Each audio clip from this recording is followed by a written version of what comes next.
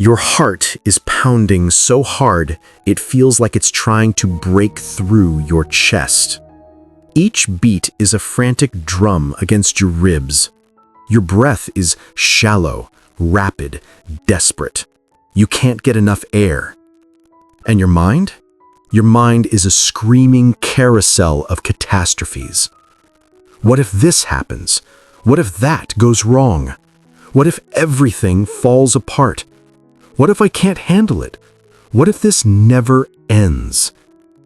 Every thought is spinning faster and faster, blurring together into one massive wave of terror. The certainty that something is horribly wrong. The feeling that you're losing control. The fear that you're going to break. This is panic. Real, overwhelming, crushing panic. And right now, in this moment, you can't think your way out of it. You can't logic your way to calm, because your higher brain has been completely hijacked by fear. You need something else. You need a protocol, a mental fire drill you can run without thinking. A sequence so simple, so clear, so automatic that it works even when your mind is screaming. For the next 8 minutes, I'm going to give you that protocol. A 60-second Stoic emergency drill that stops panic in its tracks. 3 phases, 20 seconds each, 60 seconds total. That's all it takes to shift from drowning to breathing. This isn't theory. This is a tactical sequence forged in ancient Stoic philosophy and backed by modern neuroscience. It saved countless people in their worst moments, and it will save you too. Stay until the end, because I'm going to walk you through this drill in real time. We're going to practice together so your brain knows exactly what to do when panic hits. Channel is Mind Armor, and this is your 60-second lifeline. Let me explain what's actually happening in your brain when panic strikes, because understanding this changes everything. When panic hits, your amygdala takes over. This is the ancient part of your brain designed to keep you alive when a tiger is chasing you. It's your emergency alarm system, your threat detection center. And when it activates, it does something radical. It shuts down your prefrontal cortex. Your prefrontal cortex is the part of your brain that thinks rationally, makes plans, sees perspective, considers consequences. It's your higher brain, your thinking brain. And in a state of panic, it goes completely offline. This is why you can't think straight during panic, why logic doesn't work, why telling yourself to calm down does nothing. Your thinking brain isn't available. It's been hijacked. And here's what makes panic worse. When your prefrontal cortex is offline, your amygdala runs wild. It sees threats everywhere. It catastrophizes. It screams that everything is wrong and nothing is safe. And you believe it, because you can't access the part of your brain that would question those thoughts. So you're trapped in a body flooded with stress hormones, in a mind screaming danger, with no ability to think your way out. This is why most panic advice fails, because it's trying to use the thinking brain to solve the problem. But the thinking brain is offline. You can't think your way out of panic. You need to do something different. You need to bring your prefrontal cortex back online. You need to calm your amygdala. You need to interrupt the panic cycle at a neurological level. And that's exactly what this 60-second protocol does. It uses physical actions and Stoic principles to hack your nervous system, to shift your brain out of panic mode and back into control, not by thinking differently, by acting differently. Let me break down the 3 phases. Phase 1, the anchor. 0 to 20 seconds. Your mission is to stop the neurological hijacking and reclaim your mental ground. Here's exactly what you do. Freeze. Whatever you're doing, stop. Physically halt. Don't continue moving. Don't keep doing whatever you were doing. Stop. Stand still or sit still. Just freeze. Now, ground yourself. Place your hand firmly on your chest. Not gently, firmly. Press your palm against your chest and feel your heartbeat. Feel how fast it's going. Feel how hard it's pounding. Don't try to change it. Don't try to slow it down. Just feel it. Acknowledge the physical reality of what's happening. You're connecting with your body. Now, declare. Say these words out loud if you can. If you can't speak out loud, say them with fierce intensity in your mind. I cannot control this event. I cannot control their actions. I cannot control the final outcome. But I can control my very next breath. I can control my very next response. I can control my choice in this exact moment. That's phase 1. 20 seconds. The anchor. Why does this work? Because you're using the core Stoic principle of the dichotomy of control. This is the foundation of all Stoic philosophy. Some things are in your control, most things are not, and suffering comes from trying to control what you can't control. Epictetus said it simply, some things are up to us, and some things are not up to us. When you're panicking, you're fighting against the uncontrollable. You're trying to control the event that's happening, the person who hurt you, the outcome you're afraid of. And that fight is the panic. That struggle against reality is what's drowning you. The anchor stops the struggle. By declaring out loud what you can't control and what you can control, you're drawing a line. You're saying, everything outside this line is not my responsibility. Everything inside this line is where my power lives. This violently yanks your focus from the chaotic external world back to your sovereign internal space, the only place your power has ever existed. And the physical component, placing your hand on your chest, grounds you in your body.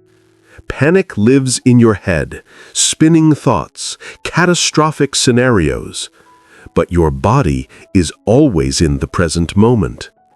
When you touch your chest and feel your heartbeat, you're grounding yourself in physical reality. You're saying, I am here. I am in my body. I am present. This activates your parasympathetic nervous system. That's the system that calms you down. It's the opposite of fight or flight. By grounding physically, you're literally beginning to shift your nervous system out of panic mode. The declaration, saying the words out loud, engages your prefrontal cortex. Speaking requires you to access the thinking part of your brain. Even if you're just repeating a script, you're activating higher brain function. And that activation begins to override the amygdala's panic response. So phase 1 works on 3 levels. Philosophical, by clarifying control. Physical, by grounding in the body. Neurological, by activating your thinking brain. Comment below right now, I can control my next breath. Say it. Make that commitment, because this is where your power lives. Phase 2. The zoom out, 20 to 40 seconds. Your mission is to shrink the problem from a catastrophic monster back to its actual size. Here's what you do. Close your eyes. If you can't close them right now, soften your gaze. Look at something neutral, the floor, the wall, something that's not part of the panic. Now breathe. Take one deep, slow breath, just one. Make the exhale longer than the inhale. Breathe in for 4 counts, hold for 2, out for 6 counts. 1 breath. This is your reset button. Now zoom out. Ask yourself these questions. Will this specific problem matter in 1 week? Will it matter in 1 year? Will it matter on my last day alive? Imagine seeing your life from above, your city from a satellite view, your entire country, the whole planet, a pale blue dot in infinite space. Your current worry is a tiny speck on that dot, temporary, small, survivable. That's phase 2. 20 seconds, the zoom out. Why does this work? Because panic magnifies. It takes a problem and makes it feel like the end of the world, like everything is collapsing, like this one thing defines your entire existence. Panic collapses your world into a single terrifying point. The zoom out expands it back to reality. It doesn't minimize legitimate concerns, but it reveals that most of what we panic about is temporary and small in the grand scheme of a life. Marcus Aurelius practiced this constantly. He called it the view from above. He would imagine himself rising above Rome, above Italy, above Earth itself, looking down on his problems from cosmic distance. And from that perspective, they looked tiny, manageable, temporary. He wrote, "Asia and Europe are mere dots in the universe. The Atlantic Ocean is just a drop. Mount Athos is a tiny clod. All of present time is a point in eternity." This isn't minimizing your pain. This is seeing it accurately. Most problems that feel enormous are actually small and temporary. The zoom out reveals the truth. And the deep breath serves a specific biological purpose. When you're panicking, your breathing is shallow and rapid. This signals danger to your body. It tells your nervous system we're under threat. Keep the alarm going. One slow, deep breath with a long exhale does the opposite. It signals safety. It tells your nervous system, we're okay, you can calm down now. The long exhale specifically activates the vagus nerve, which is the main nerve of your parasympathetic nervous system. This is a biological override switch for panic. The visualization, imagining Earth from space, forces your brain to think abstractly. Abstract thinking requires your prefrontal cortex, the same part that goes offline during panic. By engaging it with a visualization task, you're bringing it back online. You're also creating psychological distance. When you see your problem from far away, it literally feels smaller, less threatening, more manageable. This isn't delusion, this is accurate perception. Think about something you panicked about a year ago. Can you even remember what it was? Most likely, it's completely irrelevant now. That's the power of perspective. That's what the zoom out gives you. Phase 3, the fuel conversion, 40 to 60 seconds. Your mission is to accept reality and turn panic energy into purposeful action. Here's what you do. Accept. Say the acceptance words. This is my reality right now. I accept it. I don't have to like it, but I accept that it's happening. This is my training ground. Now, redirect. Ask the most important question. What is one single small physical action I can take right now? Not a big action, not solving the entire problem. One tiny step. Stand up. Get water. Write one word. Take 3 steps. Unclench your jaw. One action. That's phase 3. 20 seconds. The fuel conversion. Why does this work? Because fighting reality is panic. Acceptance is release. When you stop resisting what's already happening, the panic loses half its power. The Stoics practiced Amor Fati, love of fate. Not just accepting what happens, but embracing it as necessary, as your training ground, as exactly what you need. Marcus Aurelius wrote, "A blazing fire makes flame and brightness out of everything that is thrown into it." The panic you're feeling, the fear, the racing heart, that's energy. Raw, powerful energy flooding your system. Right now, it feels destructive because it has no direction. It's just thrashing around inside you. Phase 3 gives that energy a purpose. It converts it from destructive thrashing into constructive action. You're not fighting the panic, you're using it. You're channeling it into movement. And the action doesn't have to be related to the problem. Stand up. That's enough. Get water. That's enough. The point isn't to fix everything. The point is to prove to yourself that you can act, that you're not paralyzed, that you have agency. Once you take one small action, the next action becomes easier and the easier. You're building momentum. You're moving from frozen panic to purposeful response. Neuroscience shows that taking action, any action, reduces anxiety. It gives your brain a sense of control, and control, even small control, is the antidote to panic. Comment below, what's one small action you can take when panic hits? Share it, make it concrete. Now, let me walk you through this drill in real time. We're going to practice together right now. Think of something mildly stressful, not your biggest trauma, just something that causes a little anxiety, a difficult conversation coming up, a deadline, a worry, something real but manageable. Got it? Good. Now run the protocol with me. Phase 1, the anchor. 20 seconds. Put your hand on your chest right now. Actually do it. Feel your heartbeat.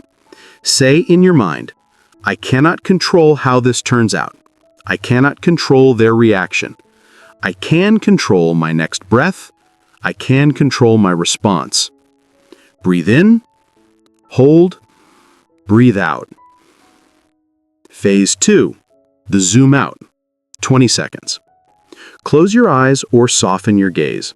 Take one slow breath, in for 4, hold for 2, out for 6.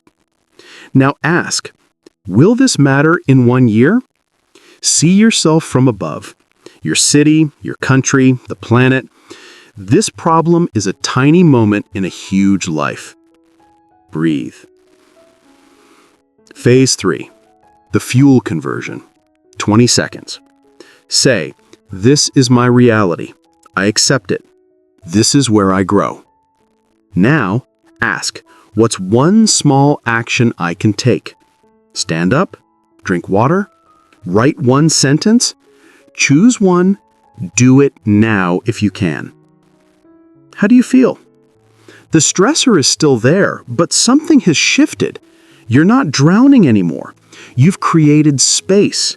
You've moved from reaction to response. This is what the protocol does. It doesn't erase the problem. It changes your relationship to the problem. It puts you back in control. Now, here's what you need to do. Save this protocol. Write it down. Practice it when you're calm. Run through it in the shower, during your commute, while making coffee.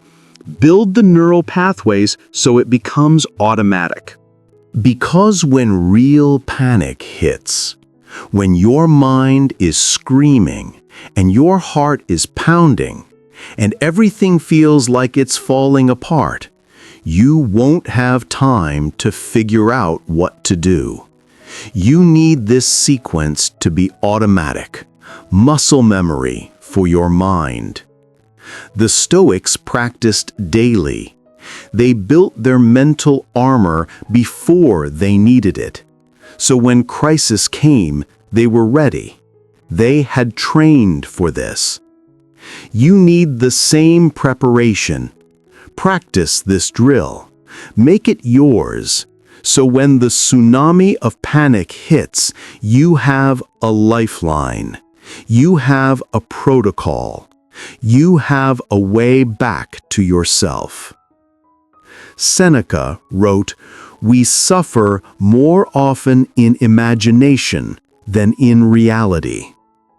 Your panic is imagination running wild. This protocol brings you back to reality, to what's actually happening, to what you can actually control, to actions you can actually take. You cannot stop the waves of life, but you can absolutely learn to surf them. This protocol is your board. Right now, commit. Comment below, "I have my lifeline." Make it real. Share this video with someone who struggles with panic, someone who needs this protocol. Be the person who gives them a way out. Subscribe to Mind Armor for more practical Stoic tools, because this is just one technique. There's an entire system for building unshakable mental strength. 3 phases, 60 seconds. Anchor, zoom out, convert. That's your emergency protocol. That's your lifeline. That's how you surf panic instead of drowning in it. Practice it, trust it, use it. It works. I'll see you in the next video. Stay prepared, stay practiced, stay strong.